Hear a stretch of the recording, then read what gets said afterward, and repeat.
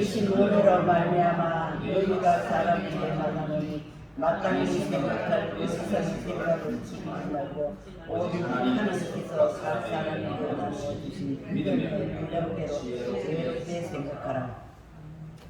아멘. 예수님을 만나면 우리 인생은 변화가 많이 있습니다. 아멘. 그 중에 가장 큰 특징이 있다면 주제 파악을 한다는 겁니다. 내가 누구인지 알고 있기 때문에 내 주제를 파악하고 삶에 적용을 시켜 나가는 것입니다. 사람은 자기가 자기를 제일 잘 아는 것 같아도 가장 가까이 있는 사람들이 제일 모른다는 겁니다. 사람들은 자기 자신을 잘 알지 못해요. 왜 그럴까요? 그래서 자기들이 자신을 잘 모르기 때문에 자기 중심이 되어 살아갑니다. 자기 기준에 어떤 기준을 가지고 인생을 그렇게 살아가는 거예요. 그러나 한참 지나고 나면 이상하다, 그렇지 않다라는 것을 이렇게 깨닫게 됩니다. 왜 우리는 살아가면서 상처를 받을까요? 자신을 잘 알지 못하면 상처를 받기 굉장히 쉽습니다. 자신을 아는 사람은 상처를 받지 않습니다. 자신의 얼굴을 보려면 어떻게 하면 됩니까? 거울을 봐야 되겠죠. 그래, 자신을 완전히 알려고 그러면 오늘 우리는 하나님을 만나면 됩니다. 그러니까 하나님을 만나기 전까지는 자신이 누구인지 그렇게 알 수가 없습니다. 사도 바울은 율법에도 자신이 있었고 누구보다도 하나님을 사랑한다라고 생각했던 그런 사람입니다. 그런데 그는 자기의 사랑이 얼마나 잘못되었는지 몰랐던 것입니다. 그래서 사람들은 거의 자기 방법대로 사랑을 하게 됩니다. 어떤 사람이 나를 자기 방법대로 사랑하면 굉장히 불편하겠죠. 자기 방법대로 나를 사랑한다면 불편할 뿐만 아니라 굉장히 거추장스럽고 불쾌하게 생각되어집니다. 나는 싫은데 그 사람은 열심히 나를 사랑하려고 합니다. 우리도 하나님을 섬길 때 똑같은 실수를 범하게 된다는 것을 우리는 잊지 말아야 됩니다. 자기가 원하는 대로 하나님을 사랑하기 때문에 여러 가지 시험도 들고 상처도 있고 어려움을 겪게 된다는 겁니다. 사도 바울은 하나님 앞에서 자신이 얼마나 부족하고 무력하고 연약한 존재인지를 깨닫기 시작한 것입니다. 그러나 연약한 존재이지만은 하나님 안에서는 그토록 귀하고 아름답고 풍성하고 위대한 존재라는 사실을 우리는 성경에서 보게 되는 것입니다. 자신은 연약한데 하나님께서는 우리를 위대하게 하시고 풍성하게 하시고 아름답게 하시고 귀하게 사용하시는 것을 보게 됩니다. 자기를 보는 데는 두 가지 관점이 있어요. 하나는 나의 입장에서 나를 보는 것입니다. 여기에서 유음성은 나 자신보다는 나를 낮게 평가한다는 말입니다. 그래서 자신을 형편없다라고 평가하는 것입니다. 이러한 사람은 살아가면서 좌절감이 생기고 열등감이 생기고 의욕 상실증을 겪고 자기 학대를 하고 심지어는 자살까지 하게 되죠. 그리고 자신을 높게 평가하는 사람이 있어요. 낮게 평가하는 사람이 있는가 하면 높게 평가하는 사람. 굉장히 자신이 잘난 줄 생각하며 살아갑니다. 이런 사람은 벌써 얼굴 표정부터가 다르다는 겁니다.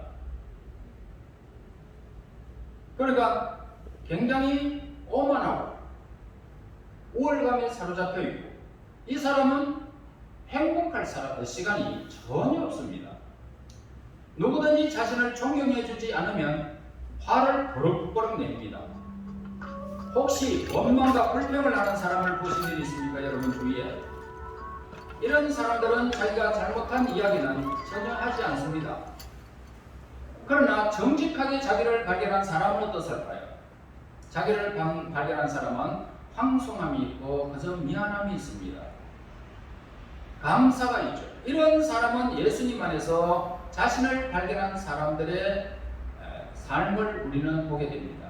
기쁨과 감사가 있죠. 이런 사람은 작은 데로도 감사합니다. 예수님 안에서 여러분 자신이 발견되어야 됩니다. 여러분 자신이 예수님 안에서 발견되어진다면 이 사람은 항상 무슨 일을 만나도 그 입술에는 감사밖에는 없습니다. 사도 바울처럼요. 성경에서 보는 나는 누굴까라고 질문해 보세요. 성경에서 나는 누굴까? 첫째로 말합니다. 모든 인간은 하나님의 형상대로 지음받은 피조물입니다 라고 그렇게 우리에게 말씀해 주고 있어요. 우리는 하나님의 형상대로 지음을 받았어요. 우리는 우연히 태어난 그런 존재도 진화되어진 그런 존재도 결코 아닙니다. 우리는 창조물이에요. 하나님의 피조물이에요. 둘째로 성경에서 우리에게 말하는 것은 인간은 그렇게 하나님의 형상대로 지음을 받았지만은 아담으로부터 이미 죄인 되었다라는 것을 우리에게 가르쳐 주어요. 내가 태어날 때부터 이미 죄의 삭슬을 지니고 태어났다. 이걸 말해줍니다. 그래서 많은 사람들이 이 부분을 인정하지 않습니다. 내가 무슨 죄를 지었는데 지금까지 도둑질을 했나 내가 뭐 살인을 했나 그렇게 말합니다. 그래서 이 부분을 나는 태어날 때부터 죄인이라는 것을 알지 못하기 때문에 예수님도 필요 없고 하나님도 필요 없고 나는 죄를 안 지었기 때문에 죽어서도 나는 좋은 데 간다 이런 소리만 하고 다니는 거예요. 그러므로 감사가 그 입술에는 사라진 겁니다. 그 다음에 세 번째로 내 힘과 능력으로 구원받을 길이 없는 존재라는 말입니다.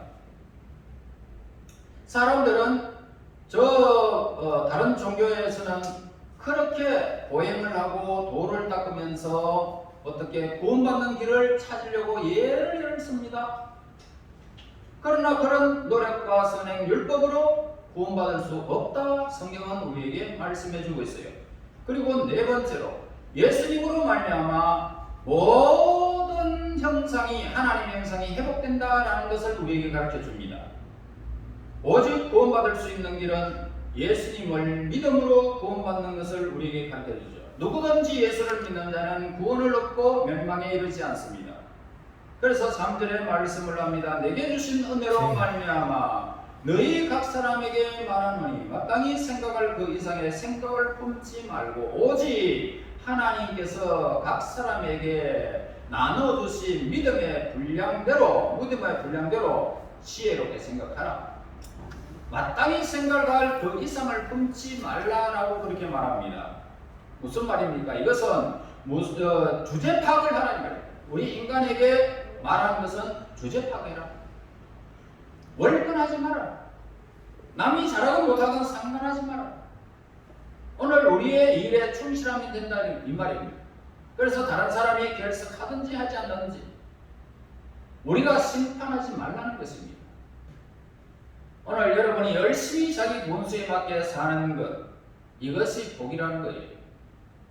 그래서 오늘 우리에게 닥치는 일을 어떻게 해요? 자기의 분량대로 지혜롭게 생각하라는 것을 우리에게 가르쳐 주어요. 성경은 각 사람에게 나눠준 믿음의 분량이 있어요. 그렇게 살면 된다 이 말입니다. 그래 이렇게 하면 성공적인 성도의 삶을 살게 된다는 거죠. 오늘 우리가 충고를 함부로 하지 말아야 됩니다. 충고해서 사람이 변하는 것이 아니라 기도하면 사람이 변하게 되어 있어요. 기도하면 그 사람을 위해서 기도하면 하나님이 그 사람을 변화시킵니다. 충고하면 네가 뭔데? 네가 뭔데? 네가 내 밥 한 숟가락이라도 줬나? 아니면 나를 낳아줬나? 길러줬나? 네가 뭔데? 이렇게 말합니다. 사도 바울은 예수를 믿고 난 뒤에 달라졌잖아요. 그러면서 뭐라고 말씀을 기록합니까? 내게 주신 은혜로 말미암아 라고 말합니다. 그리고 기독교의 공동체의 원리를 우리에게 말씀해주고 있습니다. 바울은 너희 각 사람에게 이렇게 권고하고 있습니다. 너희 각 사람에게. 우리는 여기서 중요한 사실을 발견하게 되는데요. 기독교는 개인이 아니고 공동체라는 것입니다. 예수님은 12제자의 공동체를 만드셨어요. 특히 오순절 당시에 120명이 모인 공동체가 있었습니다. 그리고 그 공동체는 이제 3,000명으로 변하게 되어지고, 그 다음에 그 공동체가 5,000명으로 변하고, 그 다음에 셀 수 없는 허다한 무리로 그렇게 성경은 기록을 하고 있습니다. 이렇게 교회가 형성되면서 번성하는 일들을 이렇게 성경에서 교회의 모습을 보게 되어집니다. 그래서 교회는 교파가 아니에요. 성경원에서도 어느 곳에서도 장로교, 감리교, 침례교 그러면서 성경에서 기록하는 일은 전혀 없습니다. 모두가 사람들이 만드는 거예요. 사람들이 만드는 거예요. 그래서 교회는 하나같이 예수님의 몸을 이루고 있다는 겁니다. 우리는 지체예요. 조직이 아닌 유기체라 이 말입니다. 그래서 생명 그 자체를 우리에게 가르쳐주고 있어요. 예수 그리스도의 피로 구속함을 받은 한 생명이 모인 그곳이 바로 한 생명 한 생명 모인 그곳이 교회라는 거예요. 생명체가 없으면 교회가 아니라는 거예요. 다른 문화, 다른 가정 환경, 다른 성격, 다른 직업의 사람들이 모여 있는 것이 뭡니까? 교회예요. 그래 따라서 교회에 분열되고 의견이 다를 확률이 높다 낮다? 높아요. 의견이 다 다를 수 있어요. 자기 분야가 다 다르기 때문에, 환경이 다르기 때문에. 그럼에도 불구하고 교회는 하나가 되어 갑니다. 교회는 하나 되어 될 수밖에 없는 원리가 있는데, 마땅히 생각할 그 이상의 생활을 품지 말아라. 생각을 품지 말아라. 주제 파악하지 말고 월권도 하지 말아라. 교회는 하나 된다라는 것을 우리에게 가르쳐 줍니다. 따라서 아무리 잘못한 사람이 있다 할지라도 충고하려고 들지 말고 그냥 두고 기도하면 그 사람이 변화된다라는 것을 성경에서 가르쳐 줍니다. 이것이 기독교 공동체예요. 본문에서 아주 귀중한 말씀을 우리에게 하고 있습니다. 믿음의 분량이라는 말씀이 있어요. 믿음의 분량. 믿음의 분량이 뭘까요? 이 말은 마땅히 생각할 그 이상의 생각을 품지 말고 자기 분수를 지키고 월권하지 말고 자기 일에 충성을 다하는 그런 뜻이에요. 각 사람이 나눠주신 믿음의 분량대로 지혜롭게 생각하는 이 말에는 세 가지의 뜻이 있으면, 첫째 뭐냐? 믿음이 중요하다는 것을 우리가 가르쳐줘요. 믿음이 중요하다. 성도들은 만사가 믿음에 기초해야 된다는 것을 말해줍니다. 그래서 믿으면 무엇을 만듭니까? 기적을 만들고 믿음으로 구원을 받게 됩니다. 그리고 믿음의 분량에는 차이가 있다는 사실을 우리에게 가르쳐주죠. 분량이라고 하는 것은 차이가 있다 이 말입니다. 은사에도 차이가 있고 믿음에도 차이가 있습니다. 그래서 서로의 분량이 다르다는 것을 말해줍니다. 그러므로 서로가 비판해서 안 된다는 것을 우리에게 가르쳐줍니다. 독수리는 창공을 날게 되어 있습니다. 오리는 냇가를 헤엄치게 만들어졌습니다. 하나님께서는 각 사람을 뜻하신 대로 지으신 것입니다. 그러므로 세 번째 이야기하는 것은 믿음은 누가 주느냐 이 말. 믿음은 누가 주느냐. 자, 하나님이 주신다는 사실을 우리는 잊어서는 안 되겠죠.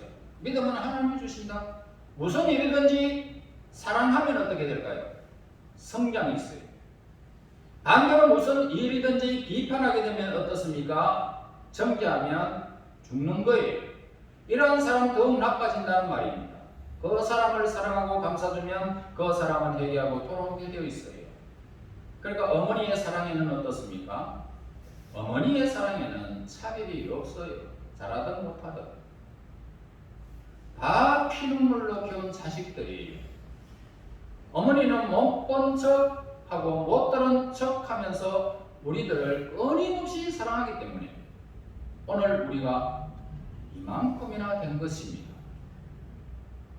그러므로 우리는 서로 사랑하면 변하게 되어 있습니다. 이것이 바로 성도의 공동체를 말하고 있어요. 부부가 서로 사랑하면 어떻게 될까요? 서로 사랑하면 잘못된 것이 안 보여요. 사랑하면 잘못된 것이 안 보여요. 사랑하지 아니하면 잘못된 것이 보여요. 그러니까 사랑하면 다 덮어줄 수 있단 말입니다. 그러므로 우리 모두는 불필요한 사람이 없다라는 것을 알아야 됩니다. 퍼즐이 있잖아요. 못생긴 퍼즐도 있고 잘생긴 퍼즐도 있고 좋은 색깔을 가진 것도 있고 희미한 퍼즐도 있습니다.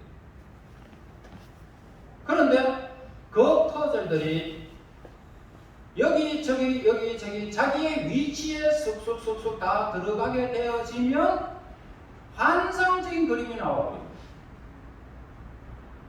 이것이 바로 교회고 성도의 삶이다, 이걸 가르쳐주고 있어요. 그러니까 한두 조각이 빠지면 어떻게 될까요? 빠져버리면 미완성의 그림이 되어지는데 참 보기 싫습니다. 그래서 교회는 여기 모인 사람은 전부가 중요하다. 한 사람 한 사람 다 중요하다. 자기의 위치에서 믿음의 분량을 지키는 것만큼 아름다운 것은 없단 말입니다. 그러므로 모든 사람은 자기의 위치가 그 자리에 빠져서는 안 된다는 사실 우리에게 말해주는 거예요. 아무런 일을 하지 않아도 불편한 사람은 아무도 없습니다. 교회는 여러 사람들이 모여서 예수님 안에서 온전한 작품을 만들어가는 겁니다. 퍼즐의 크기는 하나하나의 크기가 다를 수 있고 모양이 다를 수 있습니다. 하지만 모든 퍼즐은 중요하다는 사실, 이것은 우리 이구동성으로 이야기하는 말입니다. 여러분, 교회 안에서 우리가 어떤 일을 하든지 우리는 하나라는 것입니다. 우리는 하나다. 자기의 자리에 들어가서 그 역할을 충실히 하고 있으면 하나님께서 우리에게 평화를 주시고 기쁨을 주시고 그리고 여러분들의 삶의 즐거움과 활력을 불어넣어 주십니다. 이것이 교회의 공동체입니다.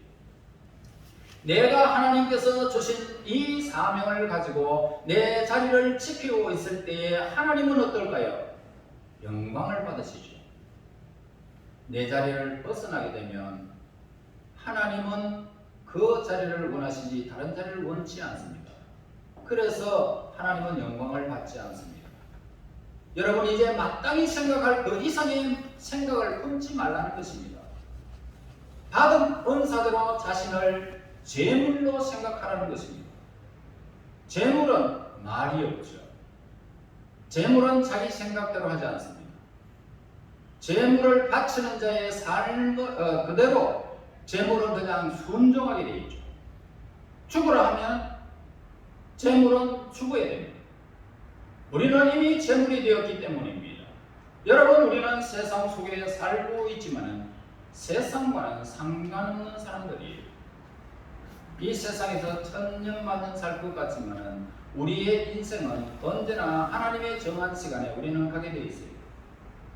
어떤 사람은 건강한다가 하루아침에 하나님의 부름을 받을 수 있고, 어떤 사람은 골골골골 하지만은 아주 오랜 세월을 이 세상에 버티다가 하나님의 부름을 받을 수도 있어요. 어떤 사람은 뚱뚱하여 하나님 부름을 받고, 어떤 사람은 바짝 말라가지고 하나님의 부름을 받을 수도 있어요. 그러므로 오늘 우리는 하나님의 재물이다. 하나님의 재물은 하나님 앞에서 내 삶을 세워가는 것입니다. 그러므로 우리는 사람과 살지만은 하나님의 뜻을 분별하며 사는 사람이라는 사실을 잊어서는 안 된다는 것입니다. 사람에게 자기에게 맡겨진 임무를 바보같이 충성스럽게 우리의 생명 다하는 그날까지 바보스럽게 가는 거예요. 뱃속에서 소 보세요. 뒤에는 새끼가 어메 그렇게 울어도 새끼를 못 본 채하고 덮개를 메고 자기도 어메 울면서 내 새끼야 하면서 뒤도 돌아보지 않고 가는 것도 없어요. 이걸 우리 하나님이 기뻐하시는 겁니다. 그러므로 나의 사명은 내 생명과도 바꿀 수가 없다는 사실을 기억해야 됩니다. 충성스럽게 생명을 다하여 예수님의 날 나의 마지막 순간까지 우리는 달려가는 것입니다. 그러면 기적이 일어날 수밖에 없습니다. 그러면 기적이 일어납니다. 그것에 하나님의 나라가 임한다는 것입니다. 하나님의 은혜로 지혜롭게 우리는 생각하면서 월권하지 말고 내 생각대로 살지 말고 하나님의 은총 가운데 하나님의 계획 가운데 우리의 삶이 있기를 간절히 바라며 우리는 신앙의 열정을 다하는 생명을 다하여 그날까지 달려가는 충성스러운 하나님의 사람들이 되시기를 예수님 이름으로 축원합니다. 하나님 우리를 하나님의 선하신 계획에 따라 하나님의 섭리에 따라 오늘 저희들이 있게 됨을 진실로 감사합니다. 하나님 그 이상의 생각을 품지 않게 하옵소서. 하나님께서 허락하시는 믿음의 분량대로 지혜롭게 생각하여 하나님의 뜻 가운데 우리의 삶이 있도록 늘 인도하여 주시고 하나님이 기뻐하는 것, 하나님이 즐거워하는 것, 하나님이 행복이 되는 그곳에 저희들이 늘 머물 수 있도록 지혜로운 청지기들이 되게 하셔서 마지막 우리 그날에 우리 하나님 앞에 칭찬받는 하나님의 거룩한 부름받은 하나님의 종들이 되게 하옵소서. 예수님 이름으로 기도하옵나이다. 아멘.